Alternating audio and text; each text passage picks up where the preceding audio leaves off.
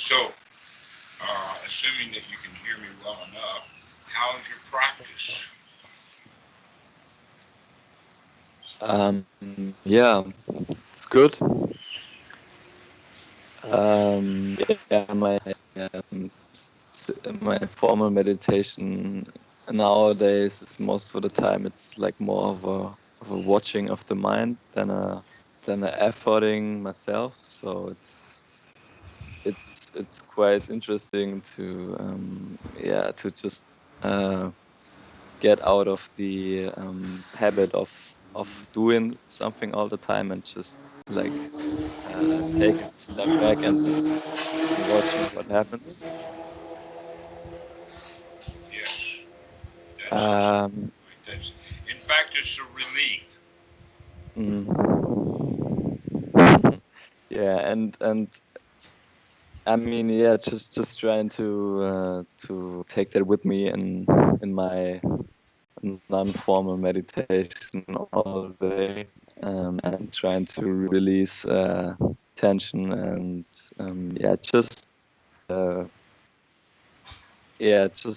just really going out there, not like being scared or anything, and really trying to. So the last 1 to 2 weeks, I kind of in daily life,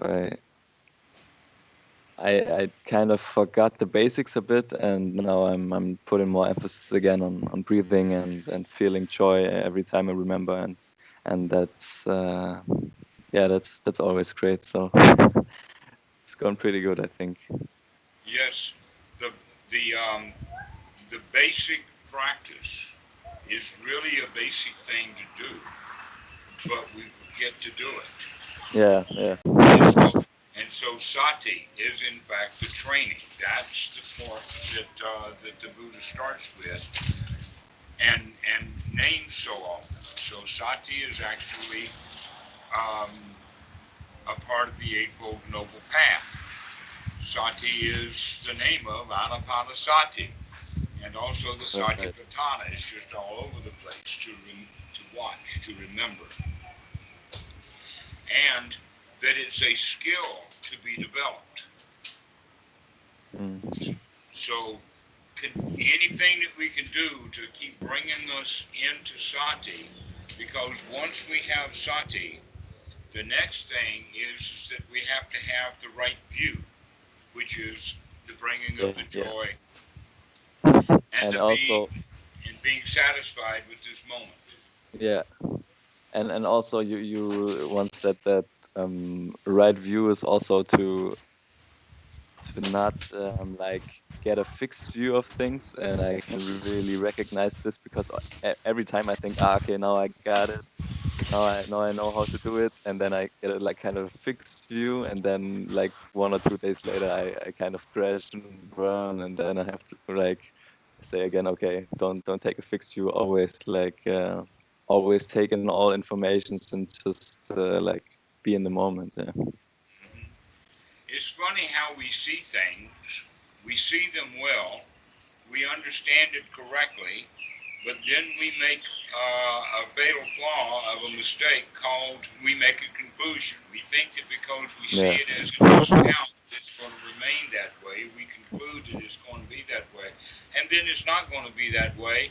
And now um, we're attached to conclusions. Better to stay right, open. That's what the whole question about right view is to stop coming to conclusions.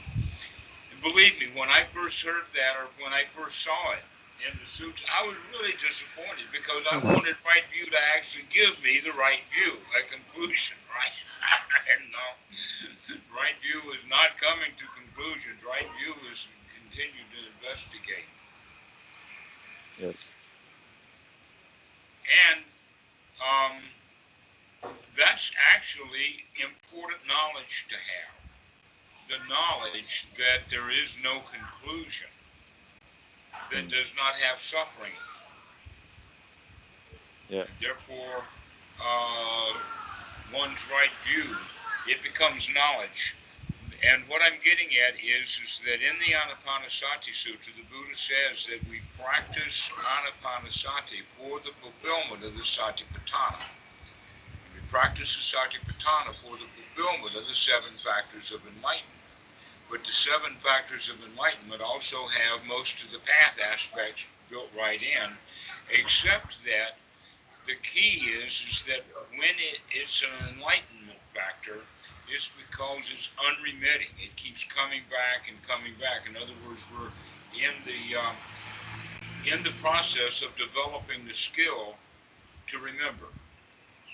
And when we develop that skill to keep coming back and coming back, that becomes an enlightenment factor. Right.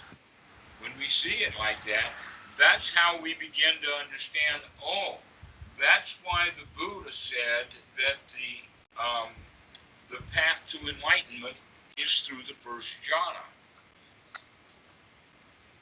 He's saying that there is that sweet spot between the unorganized mind that's not fit for work and the mind that's too concentrated. Right. Cannot see everything, all right? And so it's a fluid kind of movement that exists in that first jhana, and that fluidness then is what you would call right view. It's exposing right view, to be able to stay in the moment, to stay in the reality of the situation, become free from the hindrances.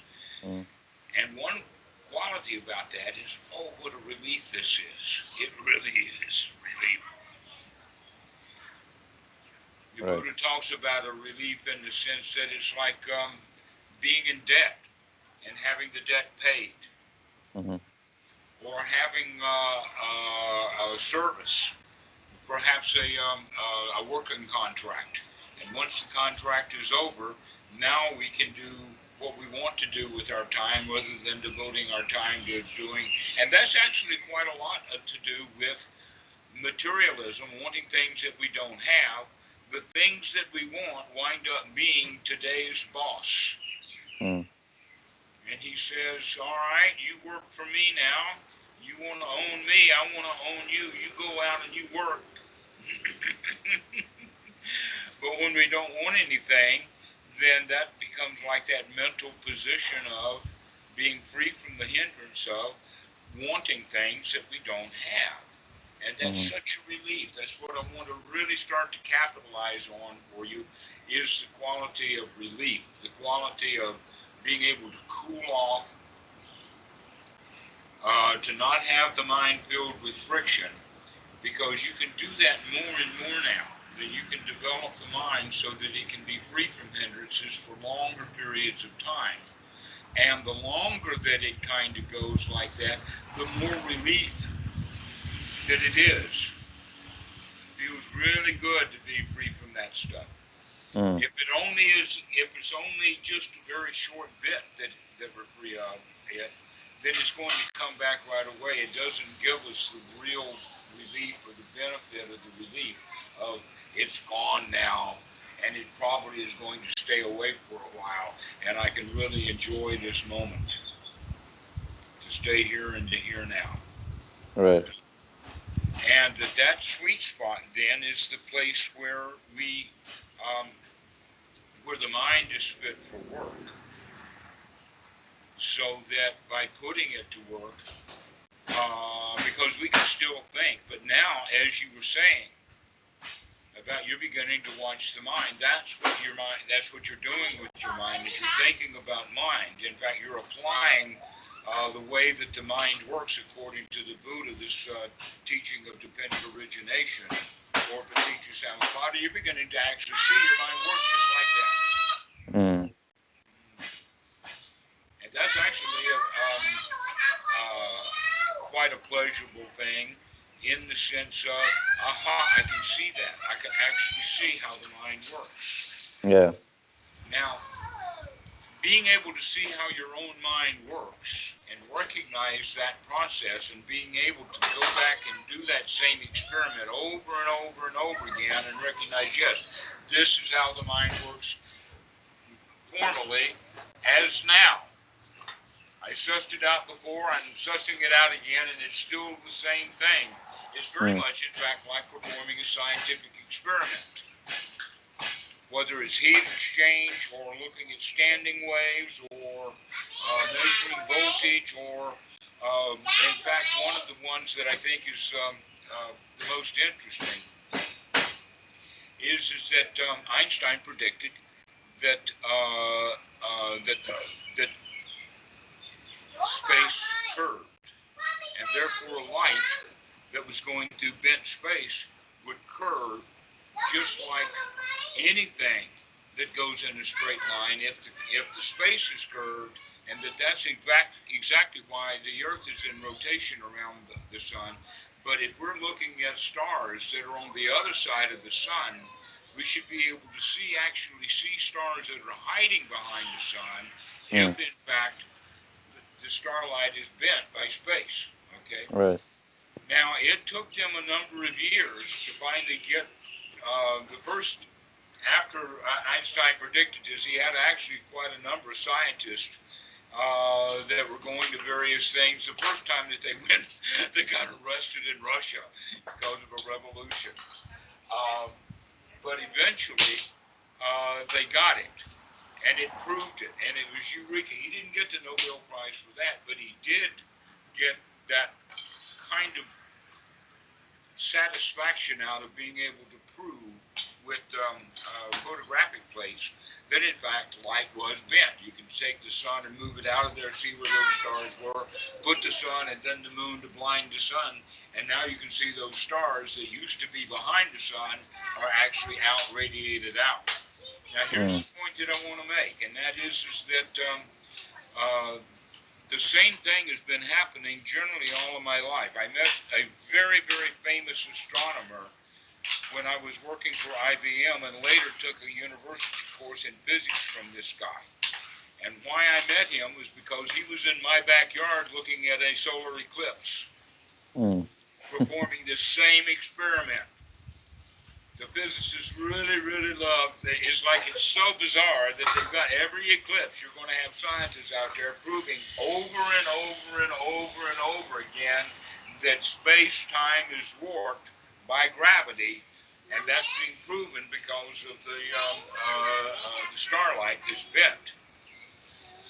And every time there's an eclipse, there's going to be dozens of scientists out there recording every little detail of it. They really love that kind of stuff. And this is exactly what we're talking about here, that once you begin to see the mind as it really is, going back and revisiting that is actually quite pleasurable.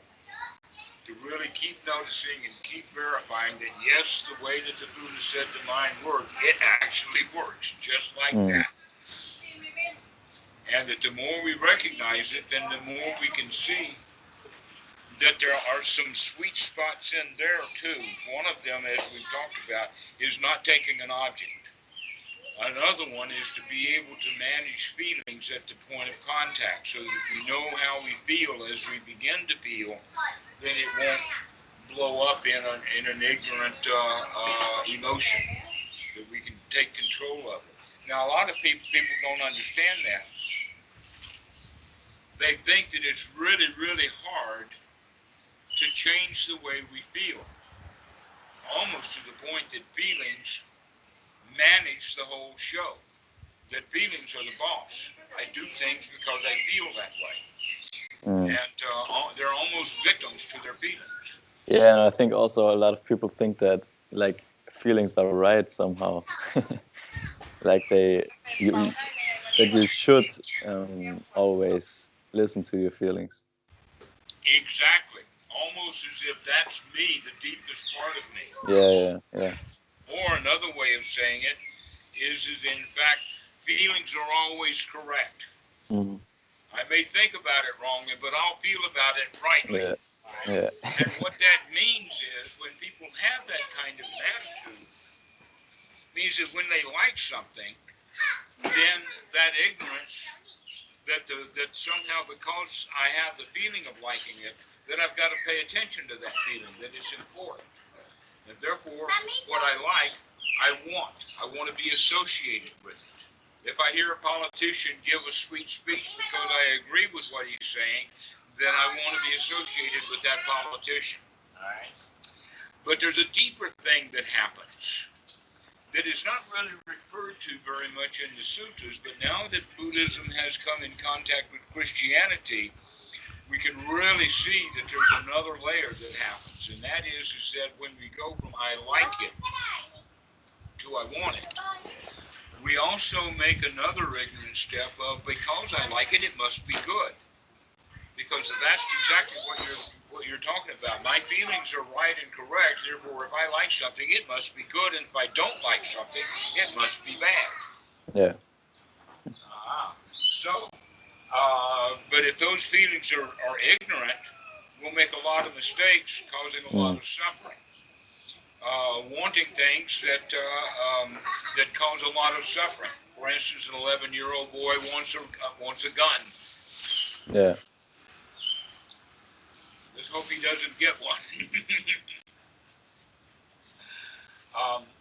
So, wanting things that we don't have, actually, it's hard for the students also to understand that that's actually suffering. Mostly what we think of, if there's three feelings, and there is the liking, and I like it, and then there's a feeling I don't like it. If I don't like it, I can understand that that's a bad feeling, and therefore that feeling itself is suffering. Or if I have a confused feeling, I don't know whether I like it or not, then that gives rise to doubt, confusion, and eventually fear. And therefore you either have fear or anger. And so let's stay in the feeling of liking. But oh no, liking is the most dangerous. Why is that? Because actually wanting things that we don't have is suffering right then and there. Wanting things that we don't have is suffering, but it's a very subtle form of suffering that's hard to see. And also the ignorance thoughts will go in is that, I want something, and because I don't have it, I suffer, and if I get it, I won't suffer. In other words, you can see the ignorance in that. The reality of the situation is that the suffering is caused because I want it. And if I do get it, then I won't want it anymore, and therefore I'll think wrongly that getting the item relieved me of my suffering. But it didn't. It's just that the situation changed. So let's say it's a new car. If you buy that new car and you think that you're going to be stress-free or whatever because you bought that new car, very soon the reality catches up. The mortgage payments, the first scratch, taking it to the shop, putting gas in it, and all of a sudden, and now the car itself is more of an idea of being happy rather than actual happiness. Same thing would be true if you run the lottery or had a windfall profit of millions of dollars. The idea of doing that's wonderful. But if that happens, you're going to have a lot of brand new relatives. You're going to have government who's wanting you to pay taxes. You'll have people who are trying to cheat you. And in fact, your life becomes quite miserable, all to try to hold on and protect the money because you thought your happiness depended upon that, because look how happy you felt when you first got that money. Yeah, it's more money, more problems, right? Oh, yes. And so this is where all of this is going, is be careful of liking things. Because liking things is very, very dangerous. Creates enormous amount of suffering. So, if we can take it from I'm not good enough now without that which I lack, which is actually what I want, then I'm also in a victim's position. You can see how that psychologically plays out. But in fact, I can say, never mind, I don't need that right now. I'm going to be good without it. Maybe next month I'll think about it. Now, without wanting it, our happiness comes back directly. What a relief to not want that thing anymore. And so this is the way that we begin to understand feelings that can be controlled. that people who can't control their feelings is because they think that the feelings are strong. But no, the feelings only get strong because of the clinging and the attachment and the ideas that we have, that in the beginning a feeling is very small. And if we can see those feelings as they arise, then we can change them easily. So the more alert you are, then the easier life becomes. Mm. Then in fact, a lot of people who look at Buddhism think that it's becoming enlightened, push you into a magical, uh, wonderful state of being or whatever like that. And then they want that. And because they want that, what they do have is not good enough. So by Yeah. wanting enlightenment, people cause themselves a lot of suffering and a lot of trouble, and they're not practicing according to the teachings of the Buddha. The teachings of the Buddha is to get your satisfaction right now, to change your attitude right now, become satisfied right now. So even if you're hearing someone who's yelling or arguing or having problems, doesn't mean that you have to pick up on that vibration or accept that invitation. As soon as you hear that anger in someone's voice, you can say, oh, well, now that I hear that anger, I can also hear that they're suffering. How can I help them out of their suffering? Let me take a couple of minutes and get a great big juicy ball of joy that I can hurl at them. Mm. Big smile. So this is the way that we begin to manage feelings. And that this is actually quite surprising, because learning how to manage feelings is a fairly advanced state, because it has to go beyond the place to where we think that we can't control them. Most ordinary people, even beginners, when they start to practice meditation, the feelings is one of the last aspects of the Satipatthana that I discussed, because it's the one that's the most difficult to deal with, mostly because of this attitude that people have that managing, recognizing, seeing feelings directly is difficult. But there's a lot of different techniques that we can use, and I'll give you some of them that you might want to practice. Yeah. One of them is going into a grocery store or a big store that you're familiar with, and go around the store finding things that you like. This is just an experiment. You go around and you find the things you like, you put it in the cart. Once you go all the way through that store, then you start again. You go back to the store in the same order, putting back onto the shelf the stuff that you like, with kind of the thought, I like it, but I don't need it. I can do without it. Or isn't it wonderful, but I don't want it. Mm. I like it, but I don't want it. And practicing that to get into that sort of, again, it's a little skill to develop, a little habit to develop, of going around seeing what you like and then saying no to wanting it. Okay. We can also do that to a less degree with not liking. I guess you could do that in the grocery store also, but normally the way that we practice that is in our sitting meditation, when we're sitting for long periods of time, that all kinds of bodily sensations will arise. Scratches, itches, mosquito bites might start to throb that weren't throbbing 5 minutes ago, etc., like that, and start to watch these things with the mind so that we don't have to scratch. We just sort of learn how to endure them happily, perhaps with the thought, I'm stronger than that itch. That itch is not going to control my hand. Okay. I'm going And to control the hand. I'm not going to scratch that itch. yeah. Okay, And so and we and take power with that. and is this also like how you like use your I mean, your challenges in your job or your daily life is also the same way, right? You just try to be with it and accept it and say, yeah, I'm stronger than this situation. I don't have to be scared. Absolutely. That's the lion's position. The lion's position is actually a happy can-do. We can do this. Mm. We can develop this skill. We can control the edges. We can smile at an angry boss. Yeah.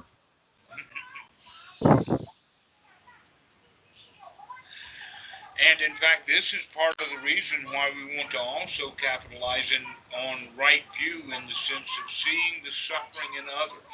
Because if we see that in fact that all that's going on is suffering and how they're managing their suffering, we don't take it so personally. Mm. We can see that everyone suffers their own suffering created in their own mind. So we Yeah. don't have to blame someone else, even if they've done you wrong. They did you wrong because that was the situation. Mm. And because they did you wrong, I don't like it. Now that I don't like it, now it's my problem. In fact, saying that they did me wrong, maybe they don't even think that they did me wrong. Mm. That that's my own delusion. Yeah. Yeah. All right. So by having it that way and giving other people the space to have their own suffering without we having to buy it from them, we can actually now not vibrate in that frequency. Mm. You can choose what frequency you're wanting to vibrate at because you can choose that. Mm. But if we're ignorant, if we're mindless, if we have no sati, just as if we were not watching the breath, the mind had wandered away from the breath. If that's happening while someone's angry at you, what will happen is that the mind will wander right into anger. It'll wander right into that hindrance. Mm. It's sympathetic vibration. They're vibrating at the note of anger, and so you've got to vibrate at that same note of anger. This is part of our sociology, or part of the deep genes structures that we have that are set off automatically and set off ignorantly. You do Mm. not have to behave according to these feelings if you're aware of them as they arise. Okay. So yeah. Last time we talked, you said you wanted to talk with me about one of the higher feathers. I don't really remember the name, but it was something like relating to other people, like putting them like being arrogant or being. Exactly. All right. Well, in fact, what we've been talking about today, these feelings Yeah. are actually the fourth and the fifth fetter.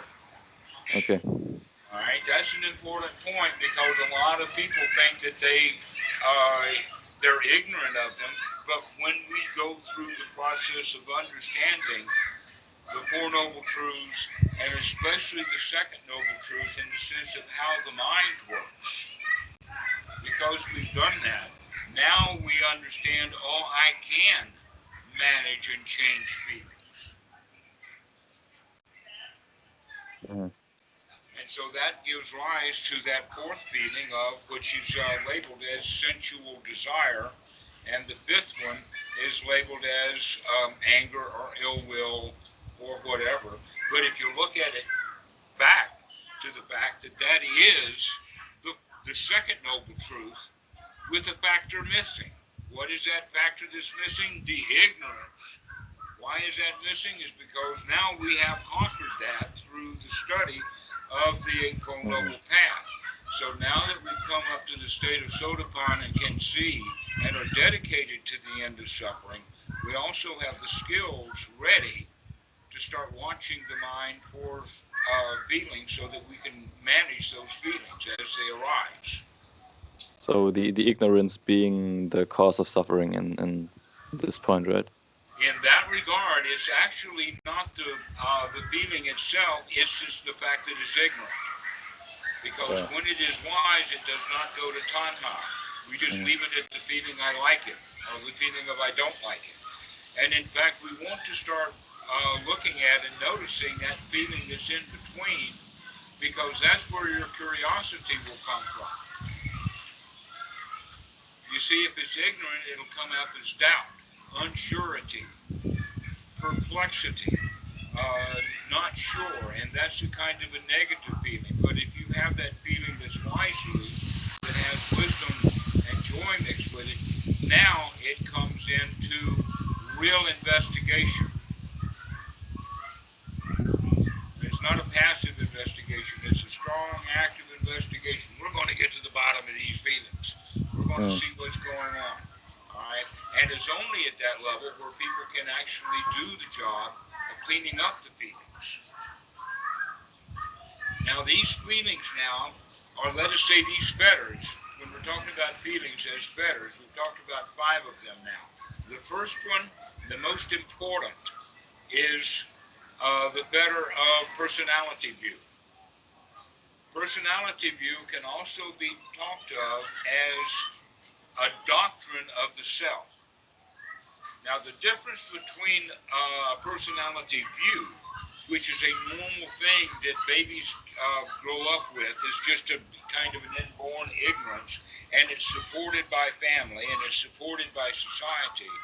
But a doctrine of the self takes on much more profound stuff in the sense of heavens and hells and ought tos and justice and things like this that come with the doctrine of the self. And in fact, we need to get rid of both the doctrine of the self and also the personality view. Now, as we develop the ability to see through the doctrine of the self, that also allows us to see through those things which are not liberating. What are the things that are not liberating? Well, so far, everything that you've ever been told by people is not liberating.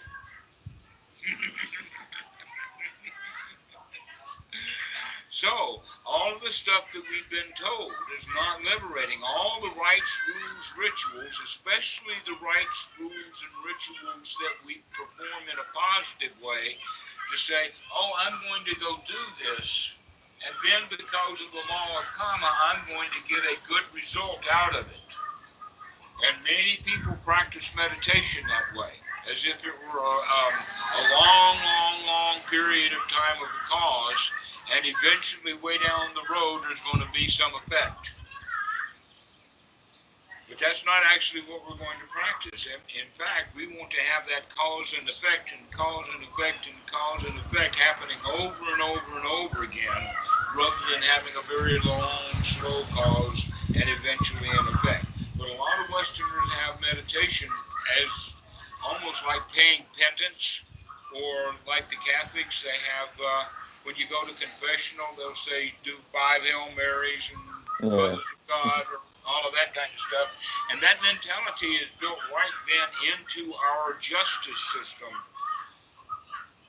and the way that we think about Mm. doing penance or doing something. And by doing enough of it, eventually I'll be rewarded for having done that. Now, I can understand the idea of a bucket that has a drop of water, and that drop, drop, drop, drop actually will fill that bucket of water. But that's not what I'm talking about here. The bucket that we're talking about is having drops of wishes put in it. I Mm. wish I were enlightened. I wish I could do better. I wish Yeah. this. I wish I could watch my breath. I wish, I wish, I wish. And that's not getting anybody anywhere. But unfortunately, that's the way that so many people practice. And Mm. that's why they never come to it. All right, so really what we're talking about now is the second fetter, which is called in the Pali of Silabhata Paramasa. So can I a Go ahead. little question about your first feather?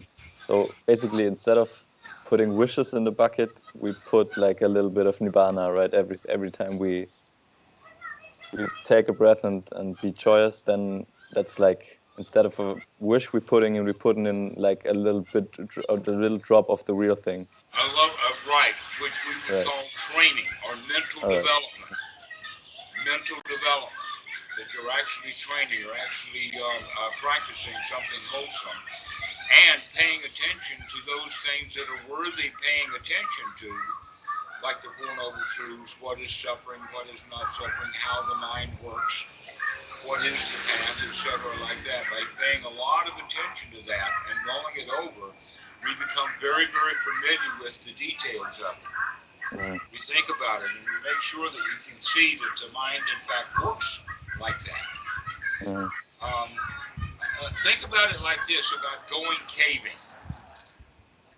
That someone eventually, someone originally went into that cave, possibly without any of the stuff. In fact, they've done doing cave stuff and found way down in the bowels of caves, some very, very ancient people were burying their dead or doing things way down in those caves. But modern times, they have GPS, they have oxygen, they carry all kinds of equipment, all kinds of lanterns and other things in there when they go into the cave. And the best part of all with the GPS is they already have many of the caves mapped out quite well. All right. So now we're thinking about this is exactly what we're doing, except that we don't have to go down into a dark cave as being the first one. That the Buddha went first. And he's given us two tools. One is a map. That map is Paticca Samuppada. And what is the light? The light is right view. Okay, so with those two things, we can take that and we can go really, really deep into the cave. And one of the things that we get out of that is to recognize there's no self in there. That it's all just process. And so we put these things together, the first two, of recognizing that all the things that I've been told that were going to relieve me from suffering haven't been working, including following everybody's laws, rules, and rituals. I'm going to have to find a new way of doing it. So in fact, what we're really beginning to do is get it together to recognize what is not the path. And by understanding what's not the path, we're already halfway there. The other part comes by understanding that the Buddha's given that which does work. So the third step, or the third fetter, is called the knowledge and vision of what is and is not the path. And that grows. It first starts off as kind of a realization. Sometimes that realization is a big whopper. Other times it's not so big. But we do come to the realization that I am not what I thought I was, and doing everything that I was told to do is not going to get me anywhere, but following the Eightfold Noble Path will. So that becomes that point in time of the sotapan where it begins to tip over. And the tipping from the path of sotapan into the fruit of sotapan. Why is that the tipping point? Because now we're beginning to see, I've got a real job to do, and that is to eliminate suffering, and I'm already getting the benefits of that. I'm beginning to get the fruit of the path now. I see how it works and everything like that. So once we get beyond that state of sotapan, where we really are dedicated, joyfully, happily dedicated to the eradication of suffering, we take on the two big ones, feelings. The feeling of liking, the feeling of not liking. Because we've already been dealing quite successfully with the feeling of not sure, because now we've finished with our doubt. Now we can use that third feeling as curiosity. We can use it as a tool. All right, so these are the first 5 fetters: personality view, attachments to rites, rules, and rituals, and knowledge and vision of what is and what is not the path. Now, in the process of that, we also eradicate doubt. So some people want to put 4 of them in there, but you can see how what is and what is not the path is the part that eradicates the doubt. So in some places you'll see it listed as one way, and in another sutta you'll see it listed as another way. But these are then the first three, and with the feelings are the first five, and these are physical. What we mean by physical is that you can see this in other people. You can see how people feel. You can see how they are selfish. You can see um, when people either have this or not. Now, if if they if the person you're observing is noble, then you'll know that if you are also noble. It kind of takes one to know one. But now that we know what we're looking for, you can begin to see whether people have these things or not, whether people don't get angry. All right. So, and this happens over a long period of time. In fact, the only real way for you to find out for sure whether someone is free from the first five fetters is by putting them under stress. And the monks know how to do that. One of the ways is questioning someone who's in public. You publicly question them. And if they become stressed out, you can see it. A clear example of that is politicians. When their opponent really takes the mickey out of them, they just get really flustered and almost like a deer in the head with the headlights. You know that analogy? Yes. And so we just freeze. We just, we don't know how to handle things. This is how we can put people under stress. They can't think straight. Another way of putting someone under stress, this one requires a little bit of setup, but the people that you have around, the audience that you're in, are on your side already. Let us say that this is a group of monks that is questioning a new monk as to whether they're going to let him into a conference or not. All right? And so they question him, and one of the ways that they question him is when he answers, they say no. They're going to check to see, is he going to doubt what he's thinking? Does he know the Dhamma? And if he laughs at them and says, you guys are teasing me, then they'll let him in. But if he gets really frustrated and can't answer the questions, okay, so this is one of the ways of seeing that. But on the other side, the other five fetters, the high five, are not easily seen on the outside. They're all mental. And in fact, these would be the underlying things that could give rise to feelings. All right. Possibly the most important of those, and the place to start, is with the high fetter called mana, which is conceit. But basically, it's not so much conceit, the way that we use the English language word conceit, like somebody's conceited, he's completely prideful.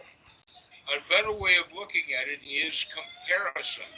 That when we compare ourselves from one to another, by doing that comparison, we're going to look for the results of either I win or I lose.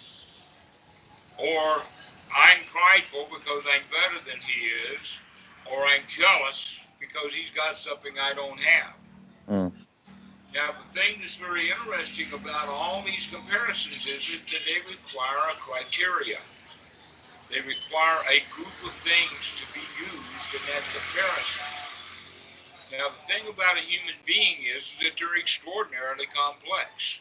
And so you actually cannot compare one person to another without doing a whole lot of selections of criteria based upon.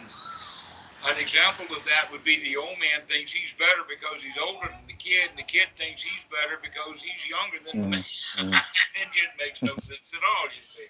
But this is how we do it, is by and we select criteria in advance subconsciously in order to manage whether we're going to win or lose.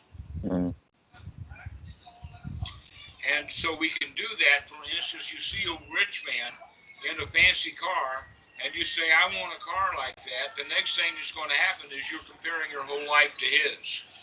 Mm.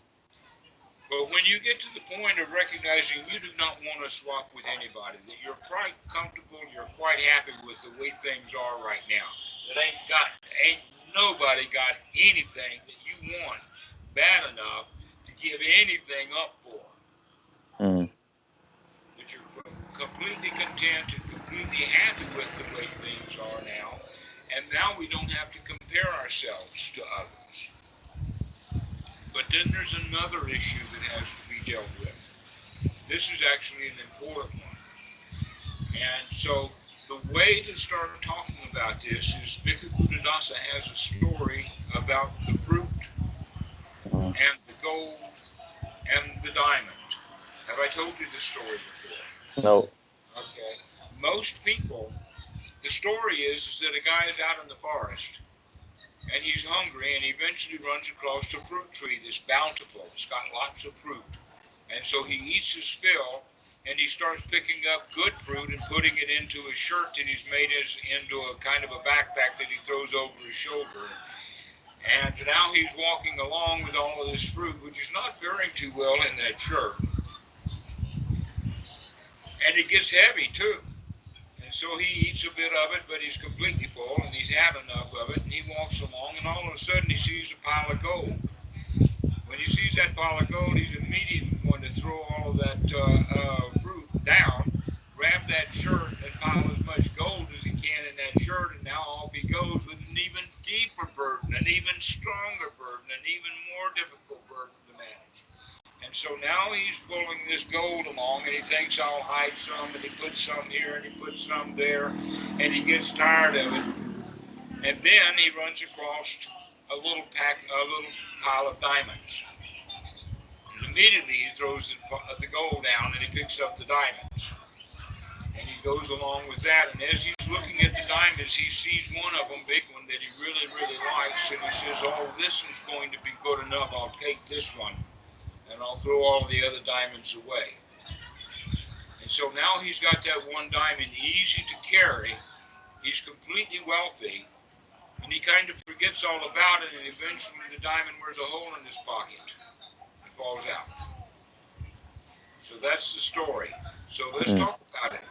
Most people are at the stage of subsistence, of just getting fruit. They just want to eat. Some people, however, because of power or lust or gold fever or whatever like that, they begin to deal with gold, but they wind up with even more trouble. Mm.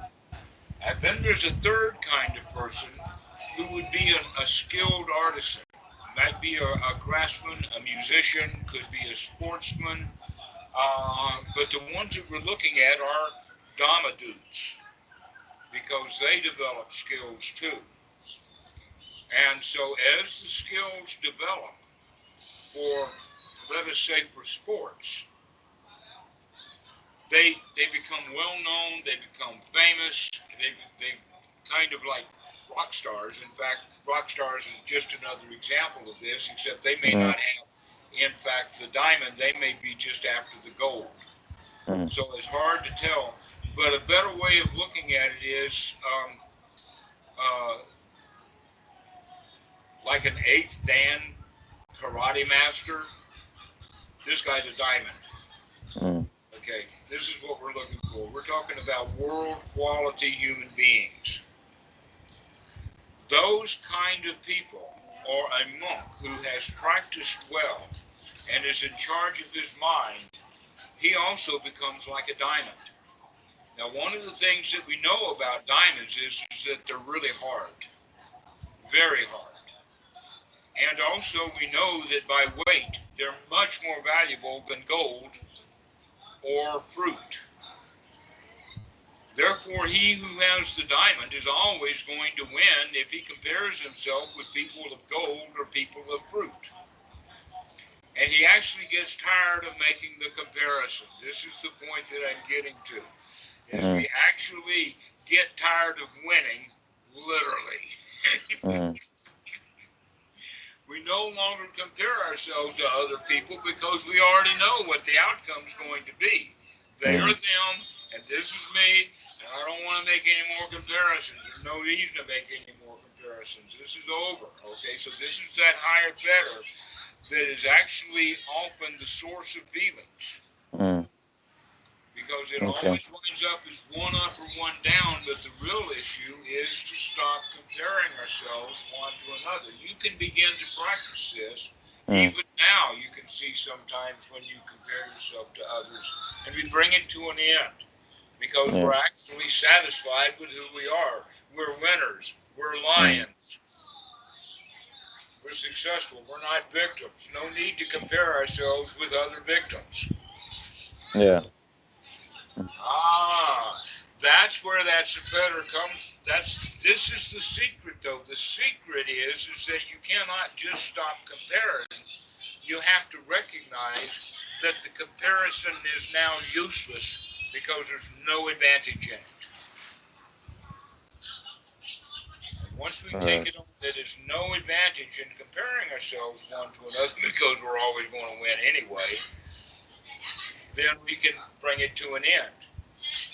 But we do it for a little bit, almost out of fun, almost in the sense of the finishing it off, is by, for instance, comparing yourself with Andrea Merkel, or comparing yourself with the richest guy in town, or comparing yourself with some old monk that you know, or, just sort of look around to the very highest quality people that you can find at whatever way of criteria selection that you choose, and recognize that you're just as good as they are.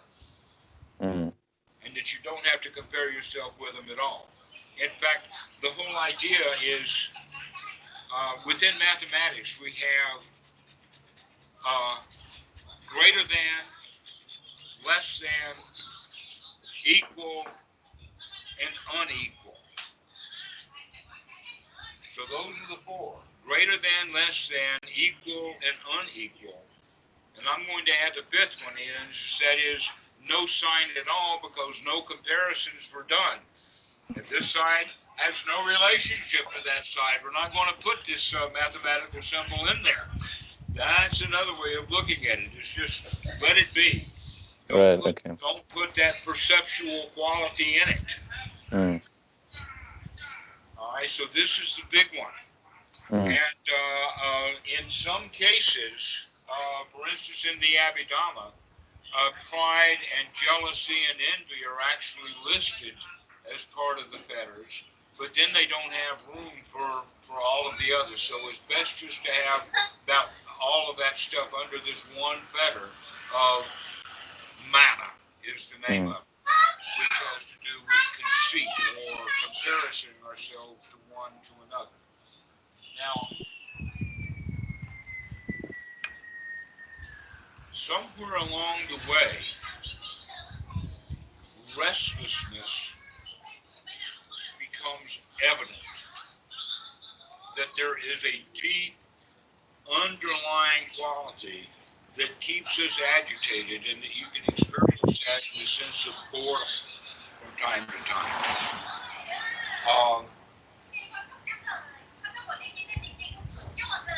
That will eventually settle out on its own, kind of, once we stop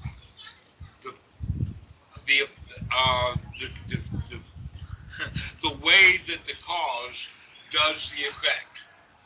We're not actually going to change the causes completely, but we're going to change the way that it keeps the restlessness going.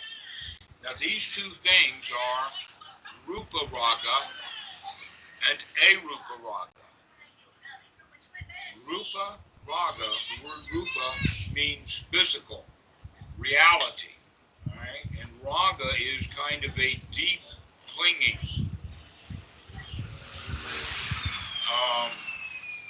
And so what that means is we're actually, a way of looking at it is that the Buddha has pinpointed exactly the self-preservation instinct. All right, it's this rupa raga. It's the clinging to existence, the clinging to life. Now, it has a twin But many times that twin is misunderstood. It's especially misunderstood by people who have magical thinking. Buddhist religion, for instance, talks about it by looking at it. A rupa raga means that it's a rupa, but the raga is still there. And so a rupa means not physical, and so they consider it to be a fine material existence. And so then they'll say, oh, it's clinging to jhanas, or it's clinging to heaven, or it's clinging to heavenly worlds, or things like that, or clinging to concepts. Well, the thing of it is that I haven't seen very many Christians who actually cling to heaven.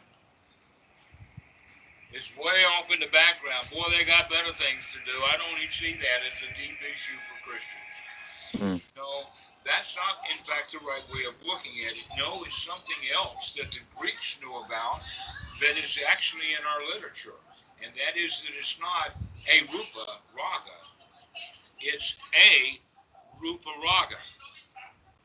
Here's the difference. It's not clinging to non-material things. It is, in fact, no longer clinging to the physical. And that could be expressed in, I want out of here. This is all there is. I'm out. I check out. I quit. I've had enough of it. I've had it up to here. That's the underlying thing that's going on. So what we mean is that we have an attachment both to physical reality and also a repulsion from physical reality.